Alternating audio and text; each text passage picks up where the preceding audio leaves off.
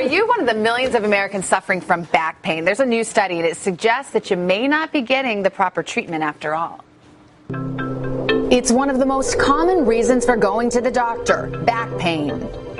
More than 66 million Americans suffer from it. In fact, according to the National Institutes of Health, 8 out of 10 people will have back pain at some point in their lives.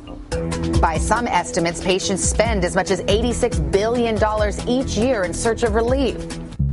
But buyer beware. A new study in the Journal of the American Medical Association suggests less is more and cautions consumers, be careful what the doctor orders.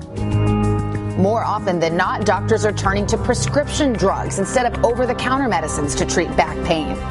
But the American College of Physicians says in many cases, prescription drugs are not necessary.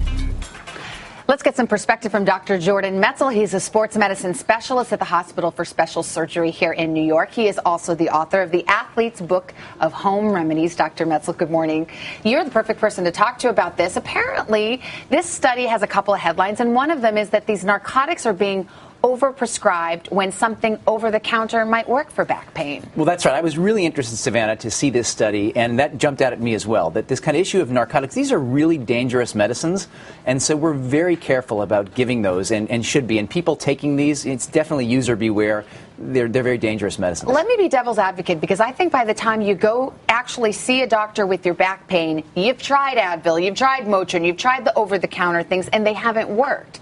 Yeah, I mean, medicine can be part of the equation. So certainly when a nerve in the back gets irritated, it's like a root canal in your back. It kills. I mean, that really hurts a lot. So a short-term course of medicine can help, but there are other things we do with back pain that I think help a lot more. And the thing about these narcotics, and it's stuff like Vicodin or Percocet or something like that, there's actually some analysis that shows they are not even of that much benefit for back pain. In other words, they don't offer that much relief. Yeah, I think that's right. I think many of us don't use those very much at all, or just for a very short period of time. What are the, I guess, dangers or the potential consequences if you do take those heavier medicines? Well, the main thing is you can get addicted to those medicines, so that's why we don't use them very often. We're much more interested in fixing the causes of back pain rather than, dealing with only the symptoms. So the medicines are helpful for the symptoms, but they don't really fix the cause. The other big headline to come out of this study is that doctors may be sending patients for high-tech treatments, scans like MRIs or CT scans too commonly. Have you found that? Do you think that's an issue? Well, I think that actually jumped out at me the most. And you may be surprised to know, Savannah, if we just got an MRI of everybody outside today,